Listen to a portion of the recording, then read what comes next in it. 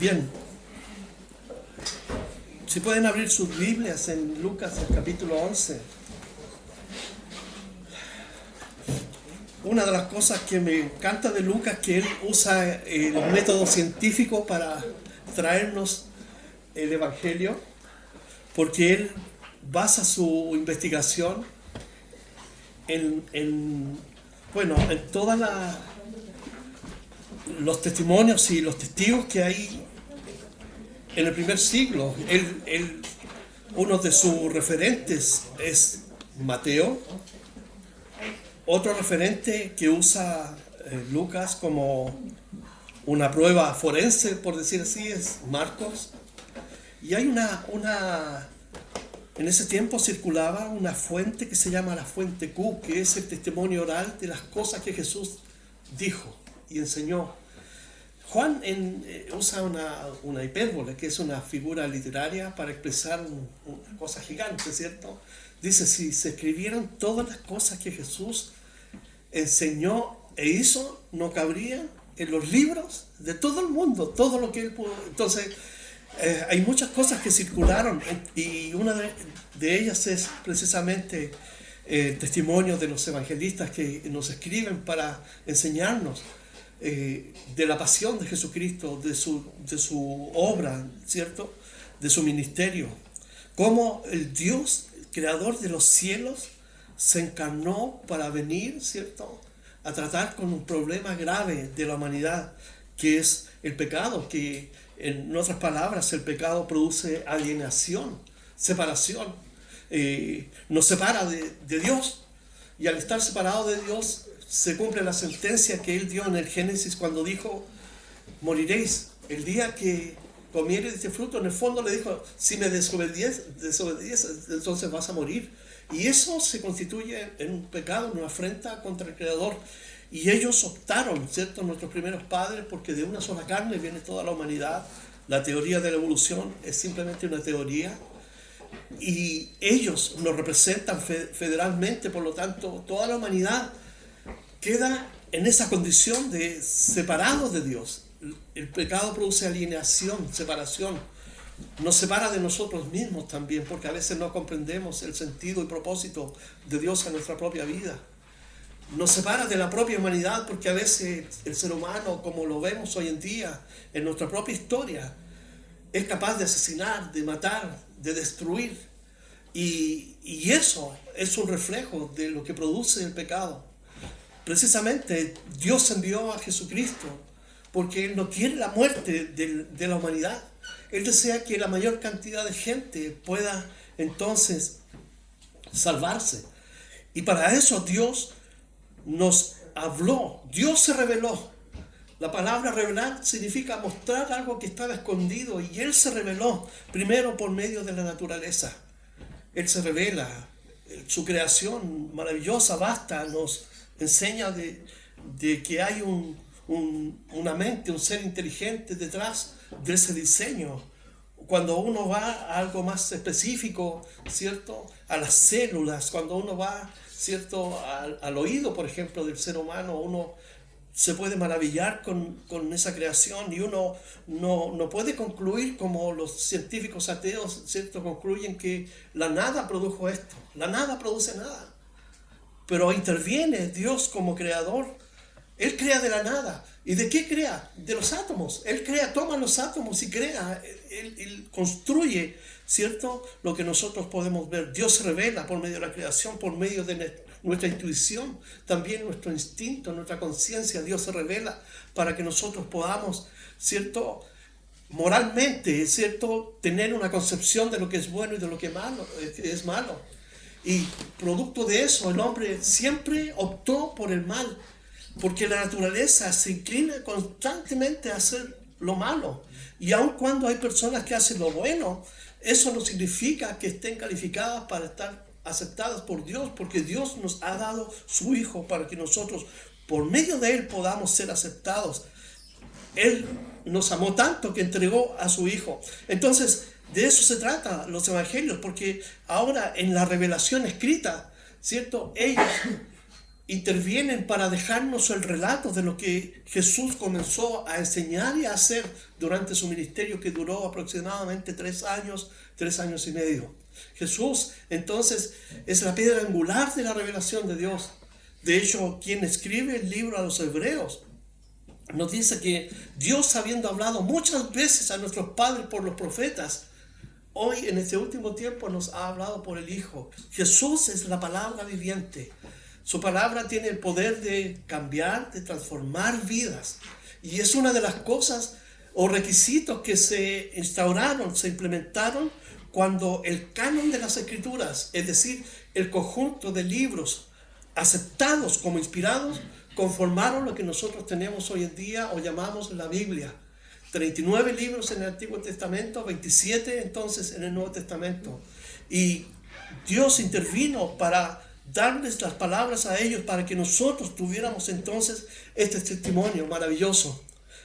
La semana pasada Arturo terminó, ¿cierto?, con esta gran parábola del buen samaritano. ¿Se recuerdan? El buen samaritano.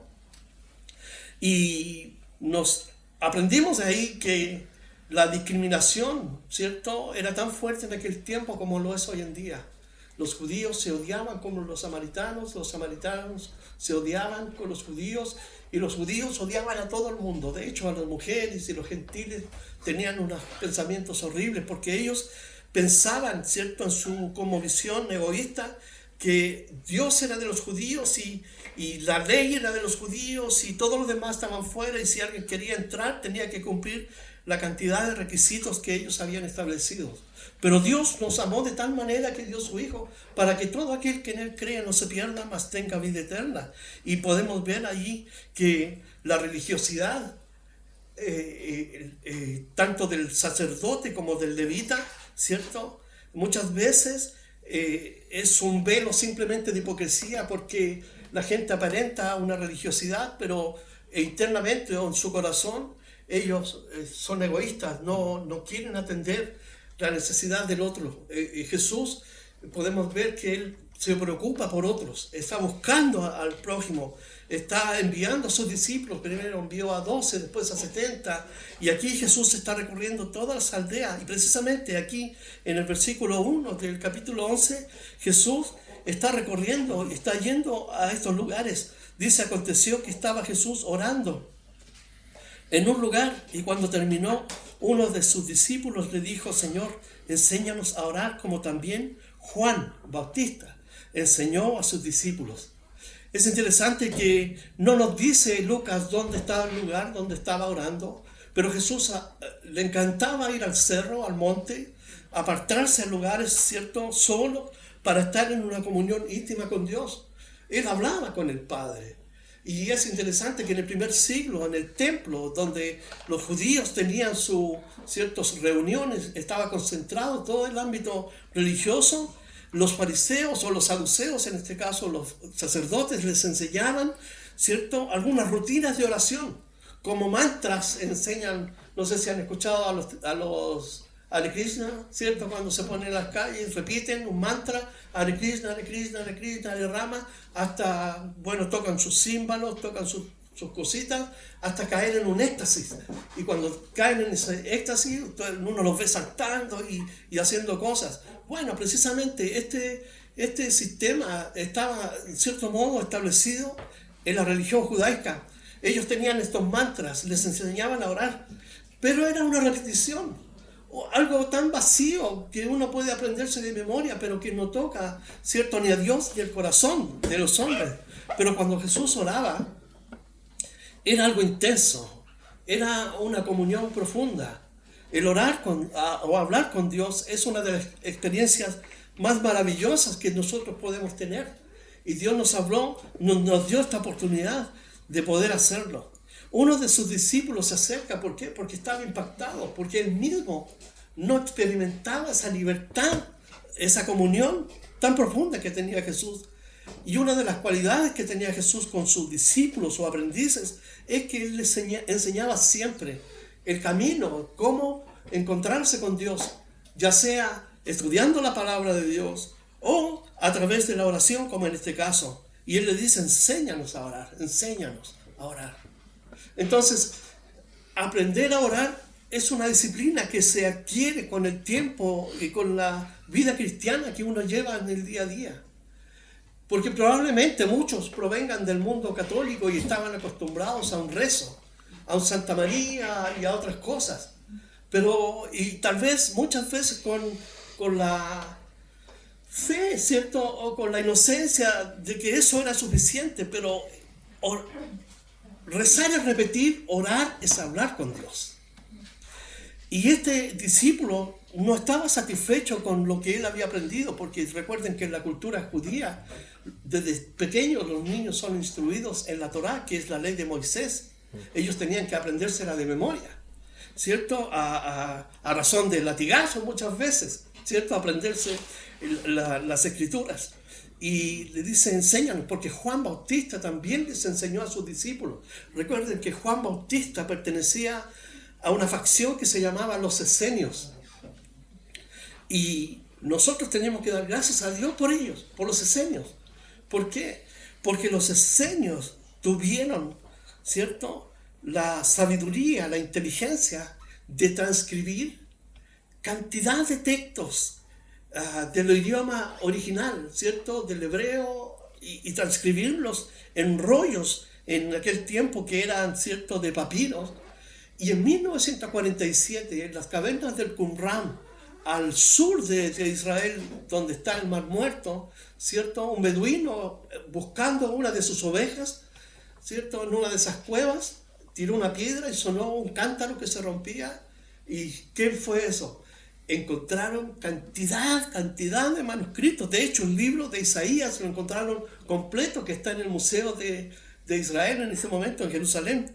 Entonces los esenios tuvieron ese particular trabajo de transcribir, por lo tanto nos dan respaldo en cuanto a la veracidad y autenticidad de las escrituras que nosotros tenemos hoy en día. Pero en el primer siglo los esenios se apartaban de la religiosidad de Jerusalén, porque allí estaba el templo, y ellos no compartían la filosofía o la cosmovisión que tenían los sacerdotes, que eran los liberales. Los sacerdotes eran millonarios.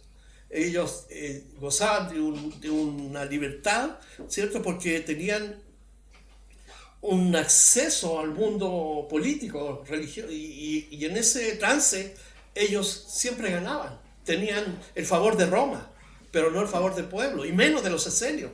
Los fariseos eran más con la gente, pero estos esenios se apartaron de ellos porque no estaban de acuerdo. Ellos tenían una forma particular, y Juan Bautista les enseñó a sus discípulos a orar, pero este discípulo quería una forma especial. Enséñanos como tú oras, Jesús, como tú oras. Y aquí podemos ver implícito el deseo de un discípulo de ser como su maestro.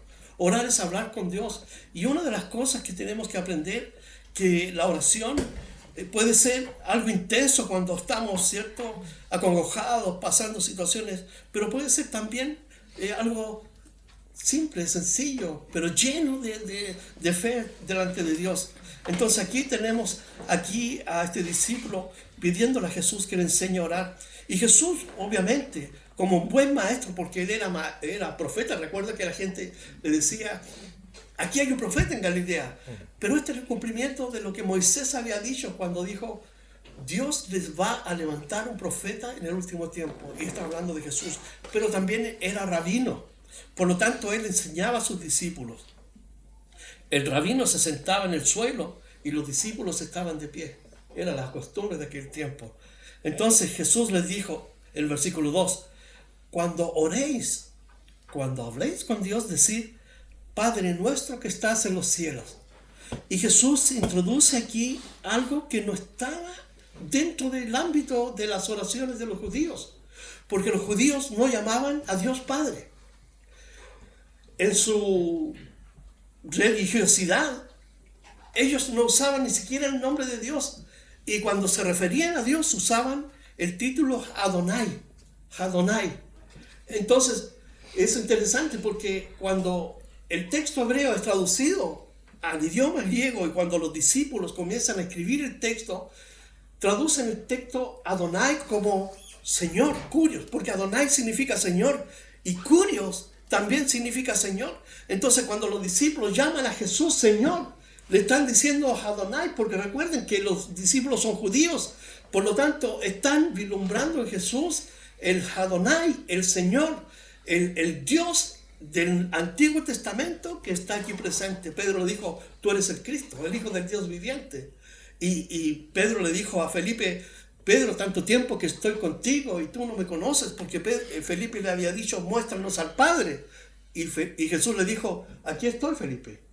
El que me ve a mí ve al Padre. Entonces hay una conexión tan profunda del Antiguo con el Nuevo Testamento, pero los judíos no usaban. De hecho, hasta el día de hoy, los judíos saben qué título usan, Hashem. Cuando dicen, hablan de Dios, dice Hashem, Hashem te bendiga. No dicen Dios te bendiga, dicen Hashem. Hashem significa el nombre. ¿Por qué?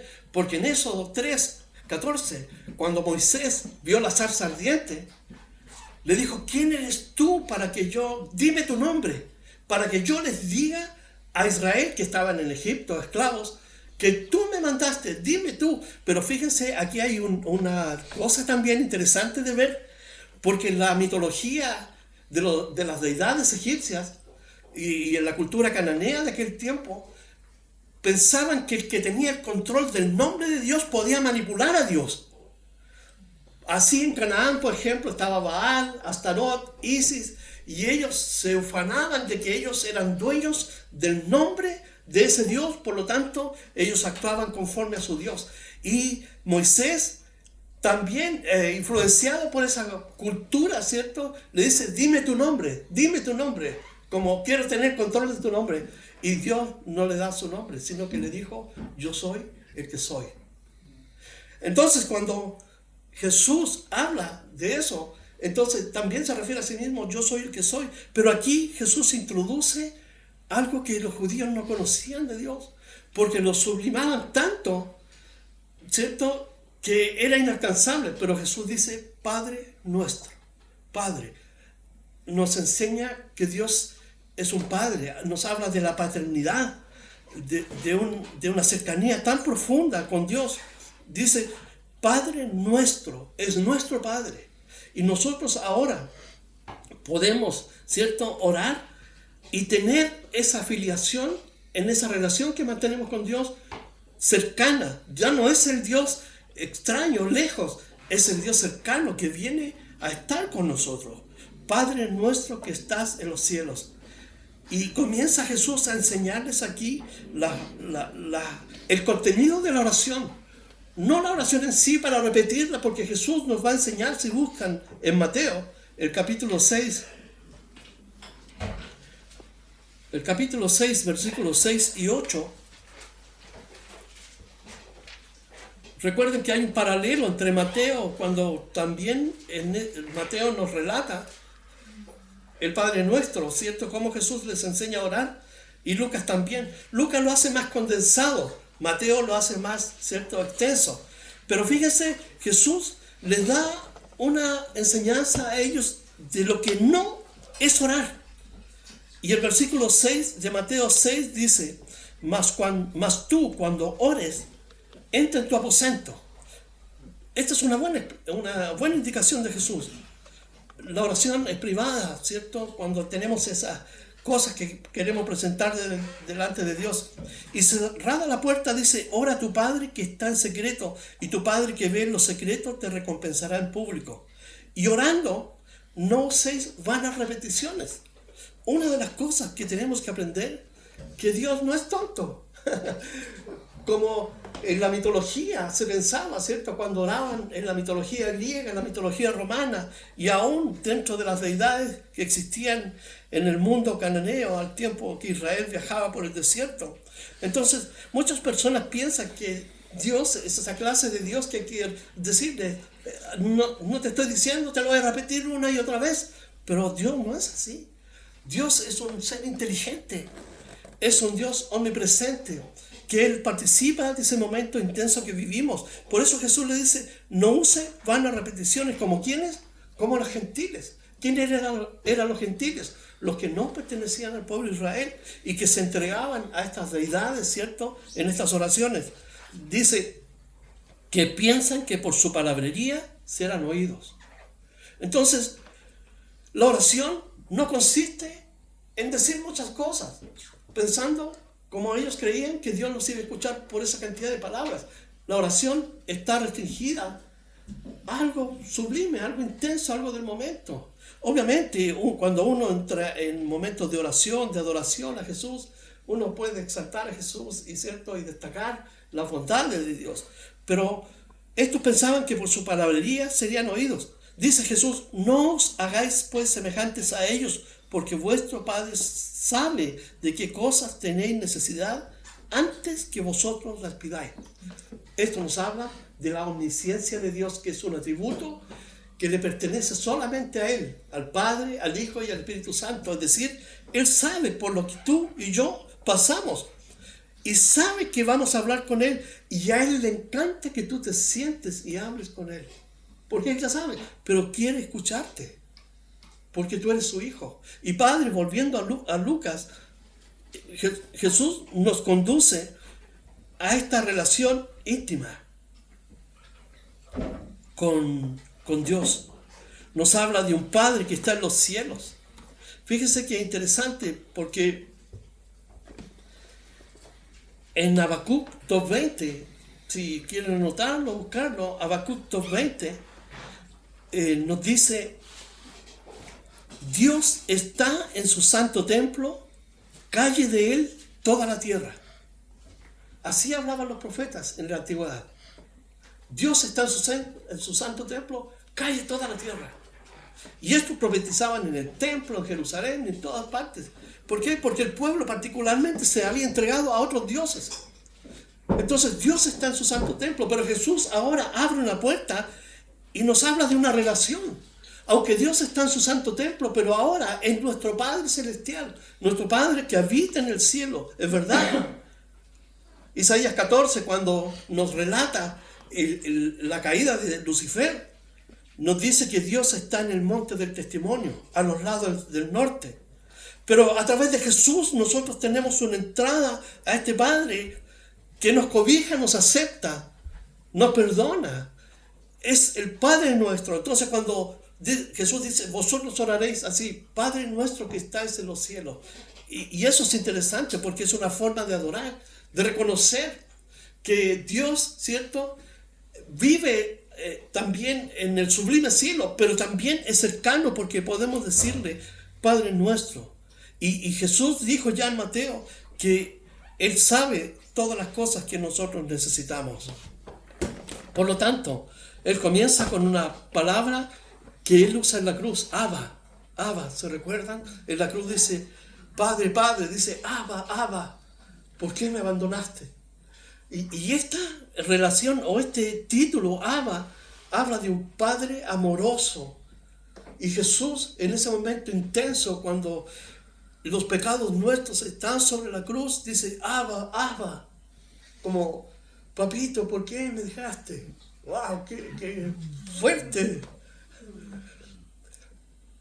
Ese Dios es el que nosotros tenemos. Abba, Abba, nuestro Padre, nuestro papito. Y por eso Jesús le enseña, porque Él, como Hijo de Dios, Él quiere que sus discípulos aprendamos que tenemos un Dios que no está ahí con una espada para cortarnos la cabeza o para, ¿cierto?, enrostrarnos en nuestros pecados. Él está ahí para decirnos: ahí está la cruz, ahí está mi hijo, yo te amo. Entonces Jesús introduce este concepto, este título, en una relación íntima: Padre nuestro que estás en los cielos. Y aunque Él habita en su santo templo, ¿cierto?, dice que la tierra es estrado de sus pies, pero aún así es nuestro Dios. En Efesios 2:18, el apóstol Pablo, abriendo un velo, ¿cierto?, una puerta, nos dice esto en Efesios 2:18: porque por medio de Él, Jesús, los unos y los otros, ¿quiénes? Los judíos y los gentiles, tenemos entrada por un mismo Espíritu al Padre. Entonces, ahora que somos cristianos, ahora que somos hijos de Dios, nosotros tenemos entrada al Padre por medio de Jesús. Sin Jesús es imposible tener una relación, una comunión con Dios. Es imposible llegar al Padre. ¿Por qué? Porque Jesús es el único mediador entre Dios y los hombres. Fíjense, y continúa aquí en el versículo: Padre nuestro que estás en los cielos, santificado sea tu nombre. Este concepto de santificado significa separado, consagrado, santo. En Isaías 6, el libro de Isaías, el profeta Isaías dice que el año que murió el rey Usías, él vio la majestad de Jesús. Dice, vi la gloria de Dios. Y los ángeles y los serafines que estaban allí decían, santo, santo, santo. No cesaban de decir, santo, santo, santo. Y hay una canción antigua que decía, yo pensaba que Dios era un anciano de larga barba blanca. Dice, sentado ahí en medio de botones, tras las computadoras, ¿sí? Pero Dios es un ser maravilloso, lleno de amor, y Él es santo, es puro.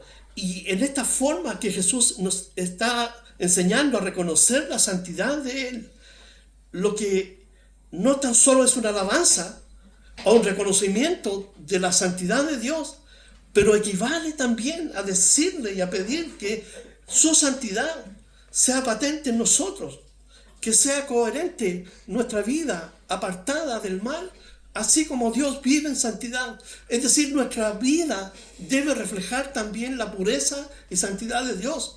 ¿Por qué? Porque somos, de acuerdo a lo que dice 1 de Pedro, capítulo 2, versículo 9, somos nación santa. Somos pueblo adquirido por Dios para anunciar las virtudes del que nos llamó de las tinieblas, donde no hay santidad, donde no hay pureza de vida, sino a una vida donde hay luz. Y allí, entonces, nosotros podemos experimentar, ¿cierto?, esta vida. Entonces, la santidad de Dios, cuando reconozco la santidad de Dios, también debe ser recíproco hacia mi vida. Y la santidad se constituye, por ejemplo, en cosas prácticas. Pablo le dice a los efesios, los que antes robaban, ya no roben. Los que mentían, ya no mientan. Dice, vuestras costumbres sean sin avaricia. ¿De qué nos está hablando Pablo? De una vida apartada del mal, de una vida santa.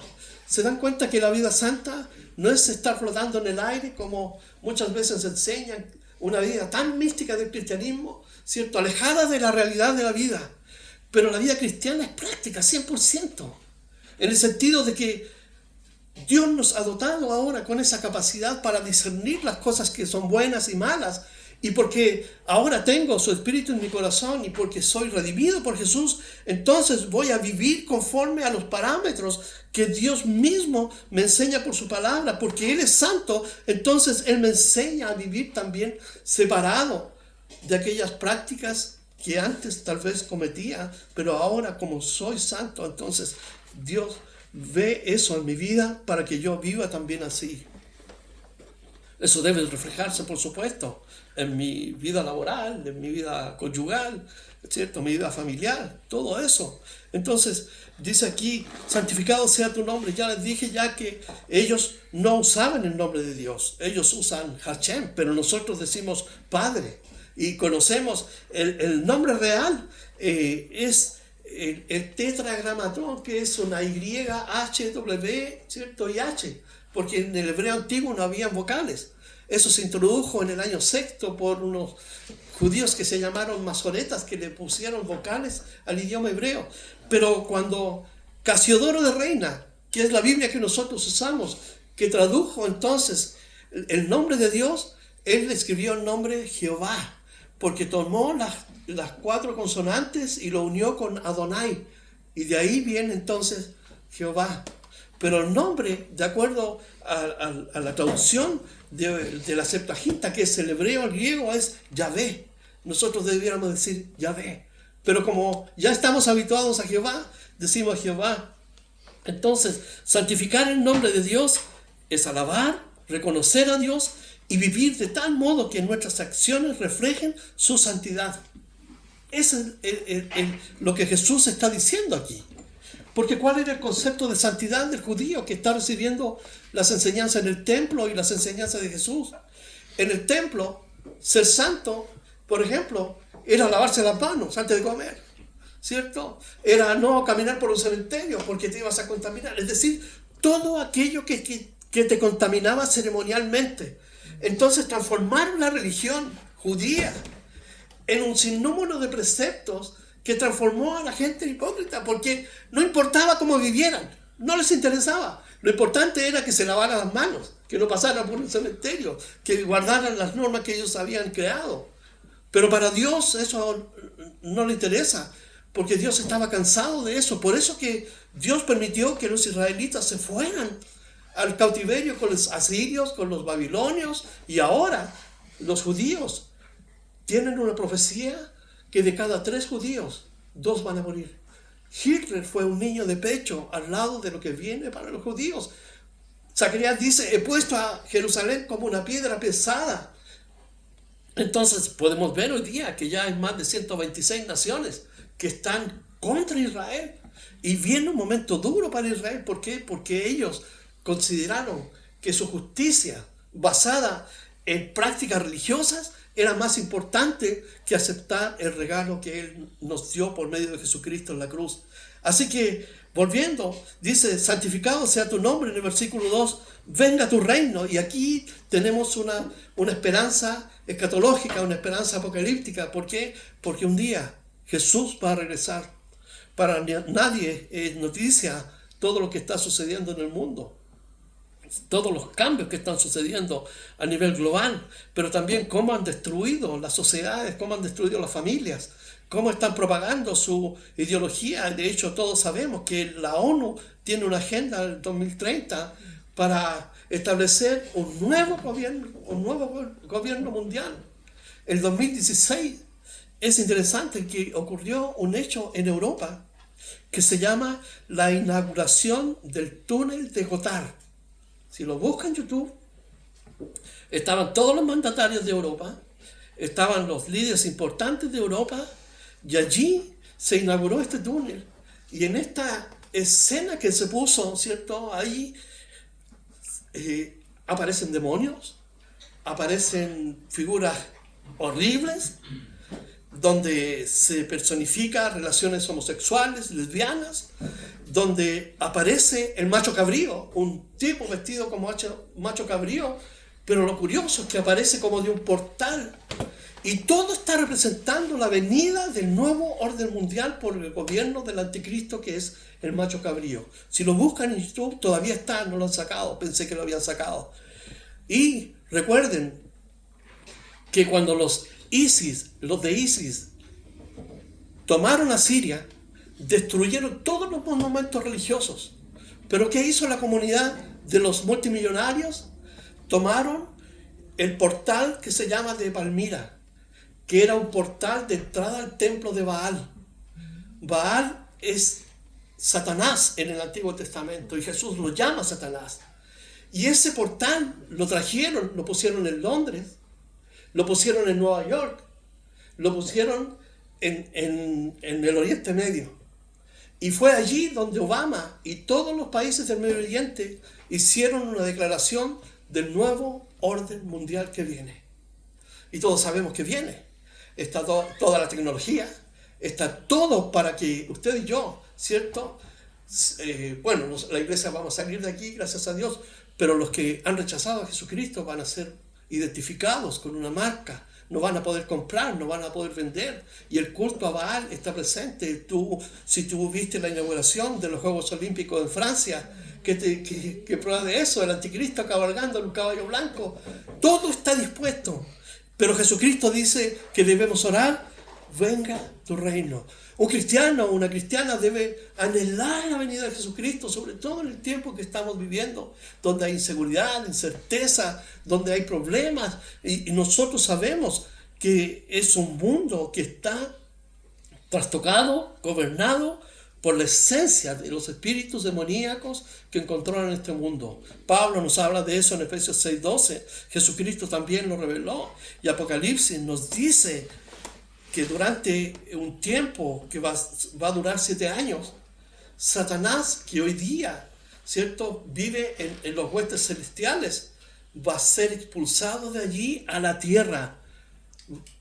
Esto tenemos que saberlo. Satanás va a ser expulsado a la tierra con la tercera parte de los demonios que se rebelaron. Imagínate cómo va a ser el mundo. Por eso Jesús dice, como los días de Noé, donde había extrema violencia, donde había homicidios, crímenes, pero se casaban, estaban dando casamiento, había reggaetón, había de todo, ¿cierto? Jesús dio esa señal, pero también como los días de Sodoma y Gomorra, donde había una riqueza pero absoluta, donde había tanto dinero que el ocio los condujo a las prácticas que ya sabemos, por eso Dios los destruyó. Entonces estamos viviendo un mundo terrible, por eso Jesús nos enseña a orar. Cuando tú ores, cuando yo oro, tenemos que decir, Señor, venga tu reino.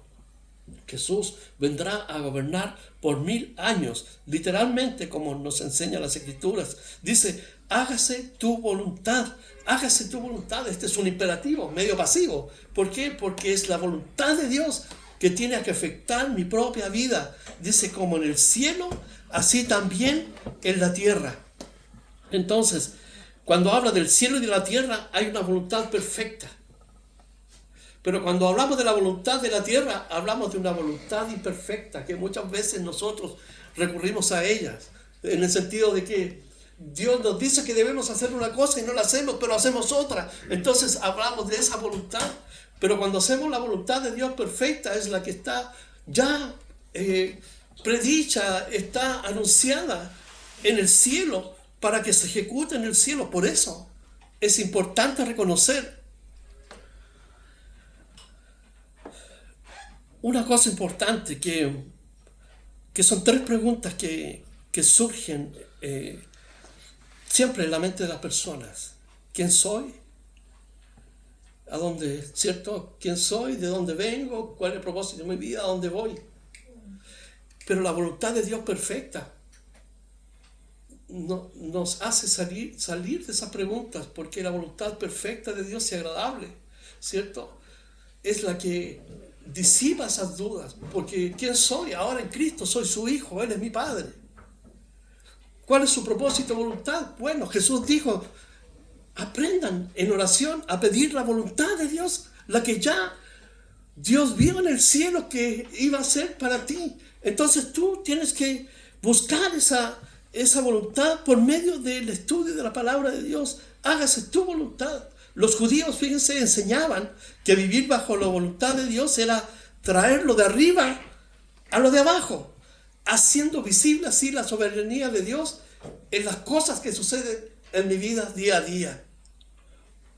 Entonces, eso decían los judíos. Como cristianos, debemos decir, Señor, hágase tu voluntad. Es decir, debemos reconocer que hay una autoridad sobre nosotros que nos anima a vivir bajo sus preceptos, porque decimos Padre nuestro. Entonces, como hijos, estamos sometidos a su autoridad, que no está basada, ¿cierto?, en esa verticalidad absoluta, donde, como los musulmanes, por ejemplo, Alá te corta la cabeza. Aquí no.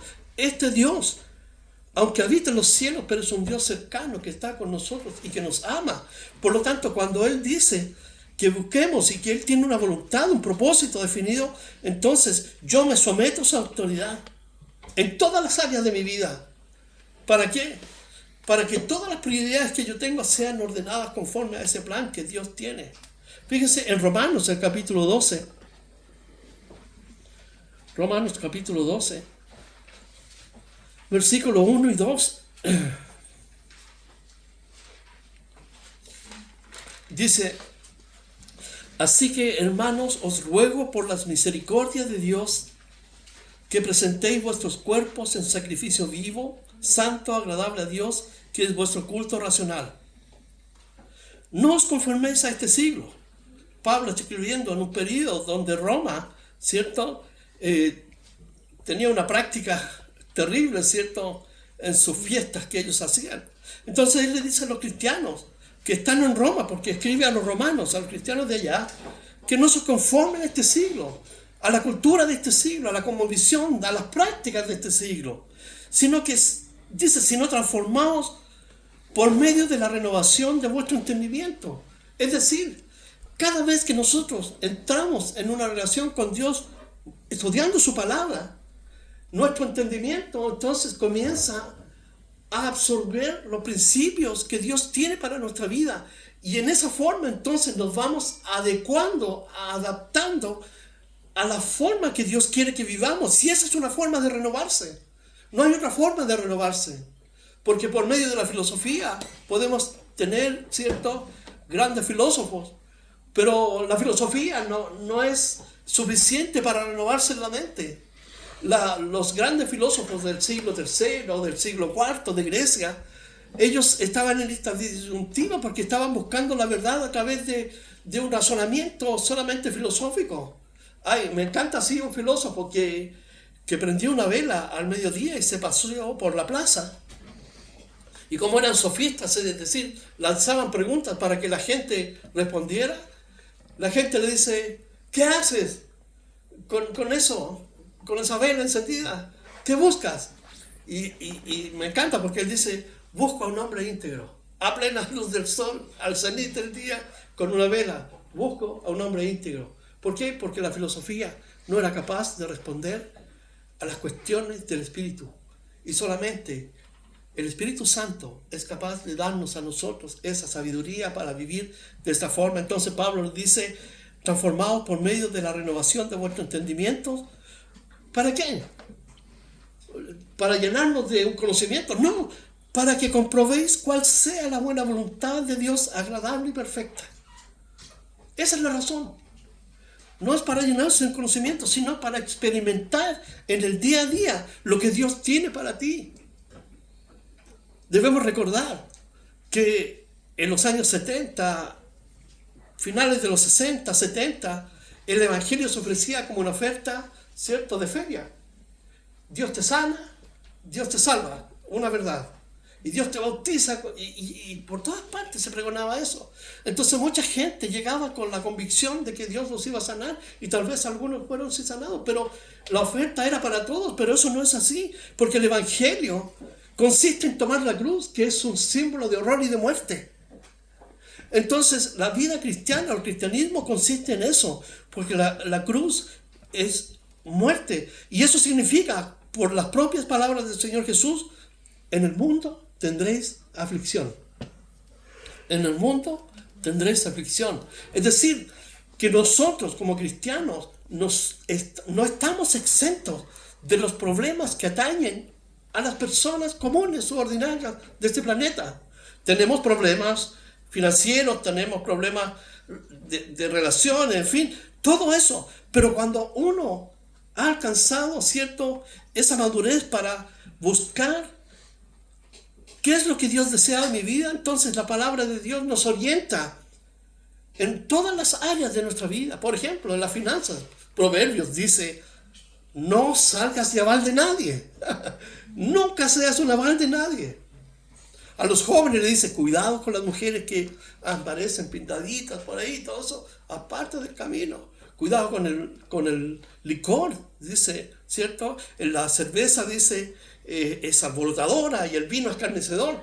Y cuando uno ha visto, ¿cierto?, las noticias, lo mató porque estaban borrachos.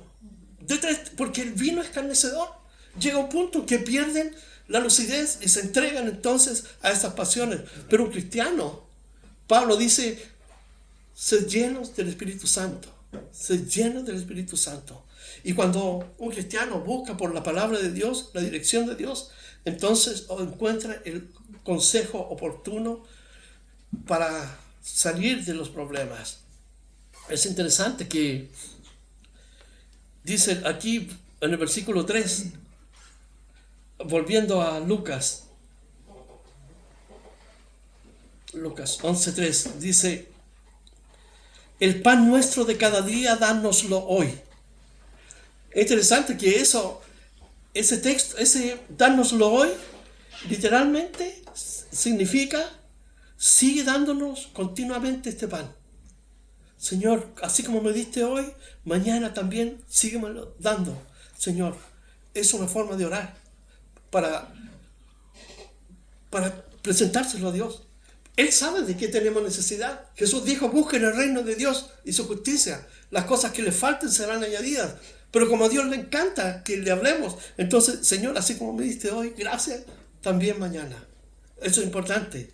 Y bueno, no tan solo orar, pero también tener los medios, buscar los medios que Dios nos da para asegurar una provisión para el hogar, la familia. Interesante porque esto nos lleva al desierto.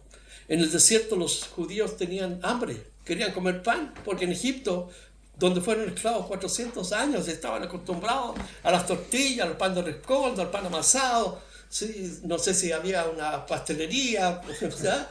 Pero estaban acostumbrados a eso, los judíos en el desierto. Y cuando salen del desierto, a esa travesía, que duraba 11 días, nada más 11 días, de Egipto a Cades Barnea para entrar en Jerusalén. Pero por su rebelión, Dios los mandó 40 años. Vayan. Pero durante esos 40 años, fíjense, no les faltó la ropa, los zapatos, la comida, la carne, el agua. Nunca les faltó. ¿Por qué? Porque Dios los amaba a ellos. Aunque eran rebeldes, pero Dios los amaba. Y les dio, ¿qué les dio? Maná del cielo, maná.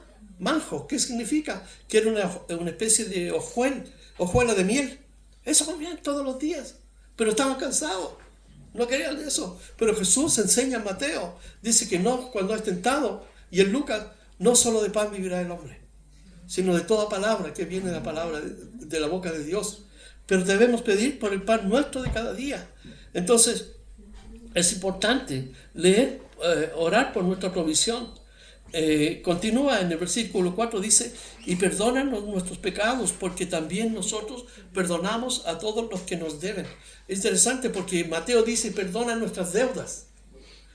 Pero Lucas introduce amartía, que significa pecado, que es separado. Perdona lo que nos separa de ti, nuestros pecados diarios. Nuestros pecados han sido perdonados en la cruz del Calvario, pero cada día fallamos. Entonces tenemos que decir, Señor, perdona mis pecados. Un cristiano nos entrega el pecado, pero fallamos, porque somos seres humanos, pertenecemos a una raza caída, pero no por eso Dios nos va a juzgar y condenar, porque tenemos un abogado para con el Padre. Primera de Juan, el capítulo 1, nos dice que si confesamos nuestros pecados a Dios, Él es fiel y justo para perdonarnos nuestros pecados.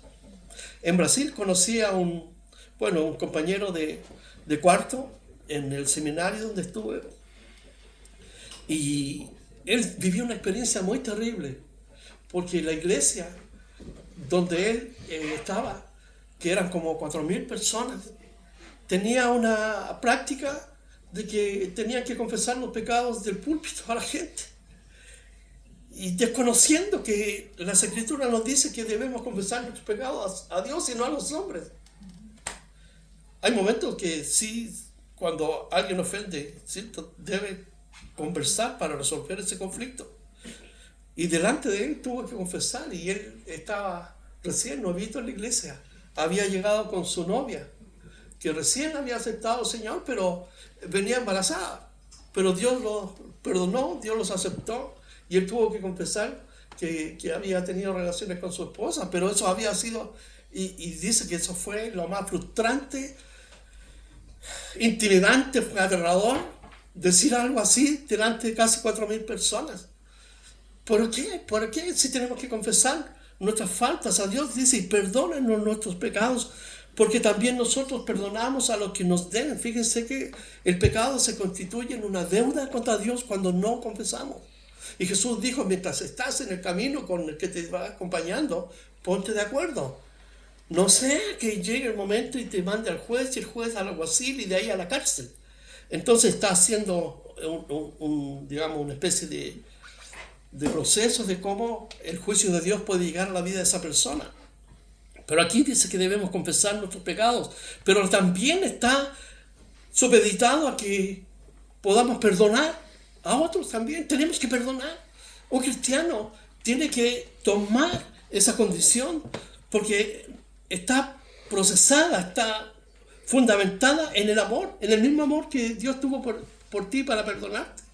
Así como Dios tiene ese amor para perdonarte y olvidar todos tus pecados, también nosotros tenemos que obrar así con nuestro prójimo. Jesús habla ahí de los soldados y todo eso, pero aquí nos centramos en esto, la importancia de confesar delante de Dios.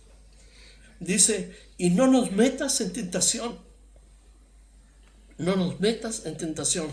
Fíjese que es interesante porque en Santiago 1, versículo 13 dice que cuando uno es tentado, uno dice, Dios no me tiente. No, eso está errado. Cuando uno es tentado, Santiago 1:13, no diga que es tentado de parte de Dios, porque Dios no puede ser tentado por el mal, ni Él tienta a nadie. Dios nos prueba. En la escuela de la fe, Dios nos prueba para saber dónde estamos, ¿cierto? Para ejercitar el músculo de la fe. Pero cada uno es tentado, dice, conforme a sus propios deseos que son prohibidos. Y somos atraídos y seducidos. Y cuando caemos, entonces allí ha ganado el enemigo, nuestra carne. Y por lo tanto, tenemos que orar así: Señor, ayúdame en las pruebas y en la tentación. Sosténme para resistir y vencer y ser fuerte. Y eso es algo sumamente importante. Dice, perdónanos nuestros pecados, porque nosotros también perdonamos a todos los que nos deben, y no nos metas en tentación, mas líbranos del mal. Muchas veces en medio de la prueba que estamos viviendo ocurre la tentación de hacer por nuestros propios medios algo que Dios quiere hacer, porque la prueba precisamente es vernos cómo vamos a actuar en un momento determinado. Y Dios abre la puerta, dice 1 Corintios 10:13 o 13:10, dice que abre la puerta. ¿Por qué? Porque la prueba nunca va a ser tan letal para que nosotros quedemos aplastados por ella, sino que con cada prueba juntamente da la salida. Pero en medio de la prueba muchas veces queremos tomar nuestras propias decisiones. Y ahí caemos en la tentación de decirle a Dios, tú, espérame un poco, yo voy a hacerlo mejor. Tengo un amigo, Dios hace las cosas mejor que nosotros. Es importante reconocer eso. Pablo en 2 Timoteo 4:18 oraba así: y el Señor me librará de toda obra mala. Cuando dice líbrame de tentación, Pablo lo lleva, ¿cierto?, a la obra o la tentación de Satanás para provocarnos el mal. Y el Señor me librará de toda obra mala y me preservará para su reino celestial. A Él sea la gloria por los siglos. Amén. Entonces, podemos ver que Jesucristo le da un sentido profundo a la oración, que discrepa con la noción de esas oraciones repetitivas que tenían los judíos y aún los propios discípulos de Juan Bautista, a lo mejor. Por eso el discípulo se acerca y le dice, enséñame a orar. Entonces, en la práctica, como cristianos, tenemos que tomar un tiempo aparte como Jesús. No nos vamos a ir al cerro, a lo mejor, ni a la montaña, pero podemos tener un lugar en nuestra casa, un cuarto secreto para orar y hablar con Dios, exaltarlo porque Él es santo, porque está en los cielos, y también pedir por nuestras necesidades, y sabiendo que Él conoce las cosas de antemano, sabemos que Él ha provisto lo mejor para nuestras vidas. ¿Por qué? Porque su voluntad, así en el cielo, que sea hecha aquí en la tierra. Él quiere lo mejor para cada uno de nosotros. Y esto es lo que tenemos que aprender. Es difícil porque estamos viviendo en un mundo del corre-corre, donde el tiempo es el bien más escaso. Pero tenemos que aprender. ¿Por qué? Porque estamos viviendo, como les dije, estas batallas en una guerra espiritual que se ha trasladado a todo el mundo, a los gobernantes mundiales. Satanás se ha desplegado. Por eso tenemos que orar: venga tu reino, Señor, venga tu reino. Estuve hablando con Heriberto, el pastor de Santiago, el otro día, y me decía, hay tantas cosas con los hermanos de la iglesia que están aprendiendo a crecer, a madurar. Lo único que quiero es que Jesús venga pronto, porque Él también está muy enfermo, muy enfermo. Les conté que esta chica que fue criada en el Evangelio, con mi amigo que hablé anoche, Luis, saltó al metro. porque estaba nublada en su mente, criada en el Evangelio, enseñada en la palabra de Dios, pero mal influenciada por sus amigos. A veces los padres, bueno, intentamos todo lo posible, no sabemos lo que, ¿cierto?, pasa, por eso tenemos que orar por nuestros hijos para que el Señor los cuide, los proteja, los guarde de malas influencias. Pero miren, no ocurrió un milagro porque ahí nadie se salva. El tren la arrastró no sé cuántos metros y ya está consciente, está hablando, está arrepentida de lo que hizo, le pidió perdón a sus padres, a su hermano. Bueno, Luis me contó, me dijo, mira, ahora ya estamos esperando nomás que las infecciones que están ahí salgan, pero para que vean, porque el enemigo, ¿cierto?, quiere destruirnos y una de las fortalezas que tenemos es la oración. Orar es hablar con Dios, con este Abba Padre que nos quiere proteger y cuidar. Él sabe lo que estamos viviendo en nuestra mente, nos conoce porque Él es omnisciente, omnipresente, pero Él quiere que tú te sientes con Él y le cuentes tu vida a Él. Vamos a orar. Señor, gracias por tu palabra, Señor, por esta enseñanza que Jesucristo nos trae, Señor, este día, donde podemos aprender, Señor, que las vanas repeticiones o el repetir, Señor, como la gente que no te conoce, Señor, no trae fruto. Tú quieres escucharnos, porque tú eres un Padre amoroso y como eres un ser real, tú te sientas a nuestro lado a escuchar nuestra oración, nuestra conversación contigo, Señor. Nosotros te hablamos en oración y tú nos hablas por tu palabra, Señor. Gracias, Padre, por todo lo que tú haces en nuestra vida. Colocamos nuestras necesidades delante de ti, nuestros problemas, las cosas que nos aquejan, las incertezas que tenemos respecto del futuro. Todo, Señor, este día lo ponemos delante de ti. Nuestra familia, nuestro matrimonio, nuestros hijos, Señor, lo ponemos delante de ti. Tu iglesia, Señor, para que tú la bendigas y nos bendigas. Señor, que podamos reconocer y aprender cuál es tu voluntad perfecta y agradable, Señor. Que tu carácter santo pueda ser reflejado en nuestra propia vida, Señor. En nuestro carácter, en nuestra forma de hablar, en nuestra forma de vivir. Señor, bendice a los niños que están con Mónica y gracias por lo que queda de este día, en el nombre de Jesús. Amén.